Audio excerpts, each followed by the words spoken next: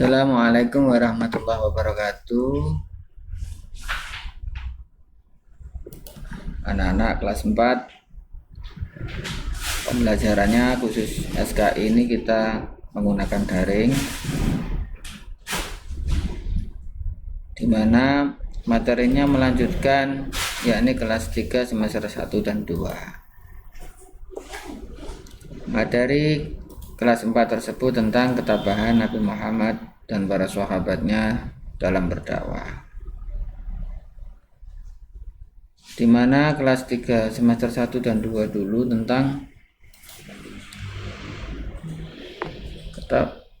kelahiran Nabi Muhammad sampai beliau tersebut itu berumur 40 tahun. Kalau diringkas pelajaran kelas 4 secara ringkas, usia 0 sampai 3 hari diberi ASI oleh Syuaibah, yakni pembantu Abu Lahab. Usia 1 sampai 4 tahun dirawat oleh Halimah Isyadiyah. Usia 4 sampai 6 tahun dirawat ibundanya. Akhirnya bundanya meninggal di desa Abowak. Usia 6 sampai 8 tahun dirawat oleh kakeknya Abdul Muthalib. Usia 8 tahun ke atas dirawat oleh Abu Thalib. Usia 12 tahun beliau ikut berdagang ke negeri Syam. Di tengah perjalanan beliau disuruh untuk kembali. Usia 15 tahun dia ikut perang Fujar antara suku Quraisy dan Hawazin, perang yang melanggar bulan suci. Beliau menyiapkan anak panah atau membantu untuk menyiapkan anak panah. Usia 25 tahun beliau berdagang sendiri dibantu oleh atau dikawal oleh Maisarah, membantu Khadijah. Usia 25 tahun ia juga menikah dengan Siti Khadijah. Usia 35 tahun beliau mendapat gelar Amin dari orang-orang Quraisy di dalam meletakkan atau memindahkan Hajar Aswad yang pada saat itu di Makkah dilanda banjir. Usia 40 tahun beliau khawalat atau menyendiri di Gua Hira, bertafakur. Akhirnya turun surat Al-Alaq ayat 1 sampai 5. Pulang Khadijah menceritakan kejadian yang ada di Gua Hira. Akhirnya dia ke rumah paman Khadijah yang bernama Waraqah bin Nufail. Pulang dari Waraqah bin Nufail beliau mendapatkan wahyu yang kedua di dalam perjalanannya, yakni surat Al-Mudaththir. Ya inilah dasar dakwah pertama kali. Peta konsepnya tentang ketabahan Nabi Muhammad nanti akan menceritakan tentang masa dakwah Nabi Muhammad. Dakwahnya nanti ada sembunyi-sembunyian terang-terangan. Untuk materi pada saat ini atau pada hari ini akan menyangkut tentang dakwah secara sembunyi-sembunyi. Untuk yang lainnya tentang dakwah secara terang-terangan, ketabahan Nabi Muhammad, pertemuannya akan datang. Dakwah Nabi Muhammad itu ada dua, yakni dilakukan dengan cara sembunyi-sembunyi dan dilakukan dengan cara terang-terangan. Dakwah secara sembunyi-sembunyi tersebut itu lamanya 3 sampai 4 tahun.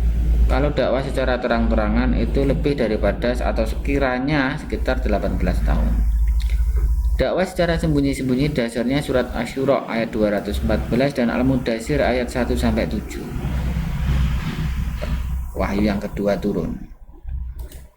Tempatnya dakwah secara sembunyi-sembunyi itu di rumah Arqam bin Abil Arqam. Kalau metode yang digunakan di dalam dakwah secara terang-terangan itu adalah di Bukit Sofa dan memberikan jamuan makan.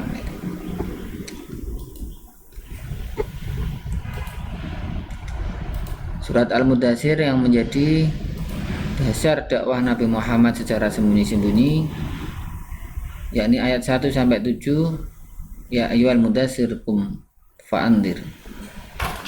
Di sini menceritakan tentang ya ayyuhal mudaththir, orang yang berselimut. Mungkin pada saat itu Nabi Muhammad berselimut. Qum fa'andir, disuruh untuk berdiri dan memberikan peringatan kepada kaumnya.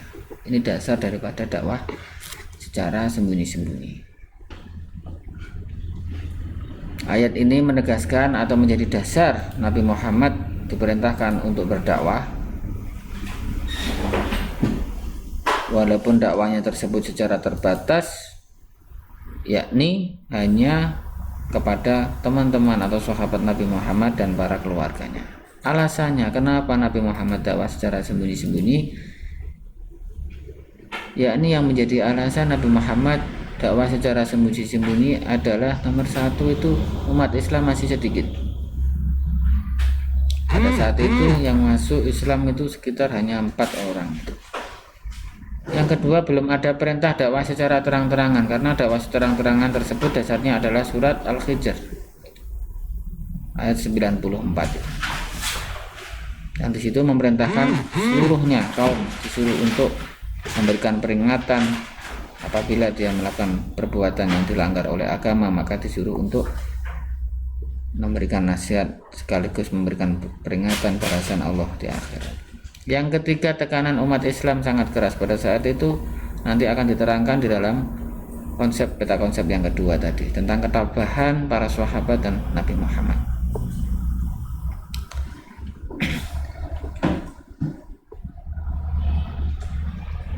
Hari ini tentang menerangkan lanjutan bab 3 atau kelas 3 kemarin, yang juga ini masuk orang-orang yang pertama masuk Islam dinamakan as-sabiqunal awalun. Jadi kalau ada pertanyaan as-sabiqunal awalun itu apa? Jawab orang-orang yang pertama kali masuk Islam. Masuk Islam yang pertama dari perempuan yakni Khadijah atau istri Nabi Muhammad sendiri. Ini golongan perempuan dewasa. Nomor 1 ini. Golongan anak-anak adalah Ali bin Abi Thalib.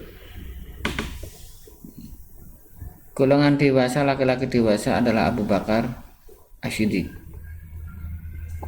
Dan golongan budak adalah Bilal bin Rabah, yang terkenalnya itu Bilal bin Rabah, Zaid bin Haris, Ummu Aiman ini.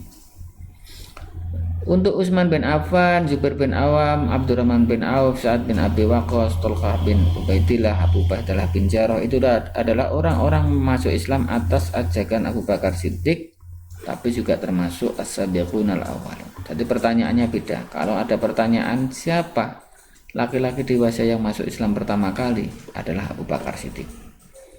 Kalau pertanyaannya siapa orang yang pertama kali masuk Islam selain Nabi Muhammad, yakni Khadijah. Jadi urutannya Khadijah dulu, baru Abu Bakar, baru Ali bin Abi Thalib, baru Zaid bin Bilal bin Rabah ini. Sahabat Nabi Muhammad masuk Islam atas Abu Bakar, atas ajakan sahabat Abu Bakar. Yang pertama adalah Utsman bin Affan. Beliau masuk Islam atas ajakan Abu Bakar. Yang kedua adalah Abdurrahman bin Auf, termasuk pemuda. Yang ketiga adalah Zubair bin Awam. Yang keempat adalah Talhah bin Ubaidillah, mohon dicatat ini. Yang kelima adalah Sa'ad bin Abi Waqqas. Ada lagi yang ajakan Abu Bakar dari budak, yakni Bilal bin Rabah. Bin Rabah ini ya, bukan bin Rabah. Beliau masuk Islam sekaligus dimerdekakan oleh Abu Bakar As-Siddiq. Dari golongan budak lagi ada Zaid bin Harisah dan Ummu Aiman. Beliau keduanya tersebut dimerdekakan oleh Nabi Muhammad. Yang Zaid bin Harisah dimerdekakan serta diangkat anak oleh Rasulullah SAW. Terima kasih, segitu pelajarannya, mudah-mudahan bisa diingat dan jangan sampai dilupakan walaupun sedikit ini tentang orang-orang yang masuk Islam secara pertama kali sekaligus dakwah Nabi Muhammad secara sembunyi-sembunyi. Untuk pertemuan yang datang kita akan menerangkan dakwah secara terang-terangan sekaligus ketabahan Nabi dan para sahabat dan Nabi Muhammad dalam berdakwah. Banyak siksaan-siksaan di situ. Ya, sampai situ. Assalamualaikum warahmatullahi wabarakatuh. Selamat untuk belajar.